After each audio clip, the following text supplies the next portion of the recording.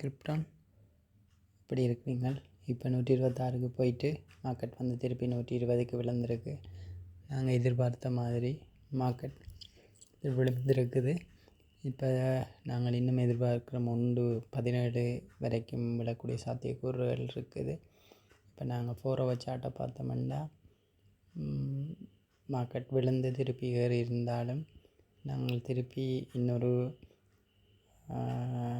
Red mark கொண்ட red chart ஒன்றை பார்க்குறோம். திருப்பி வந்து 1,17,19க்கு விழுந்து திருப்பி 17க்கு வரக்கூடிய சாத்தியக்கூறுகள் இருக்குது. வெயிட் பண்ணுவோம். அதை விட டே சார்ட்டின்படி நான் காட்டியிருக்க அந்த ரெட் லைனுக்கு மார்க்கெட் விழுந்த பிறகு திருப்பி ஒரு ஸ்விங் ட்ரேட் எடுக்கிறதுக்கு யோசிச்சிருக்கிறோம். இது வந்து ஒரு ஃபினான்ஷியல் அட்வைஸ் இல்லை.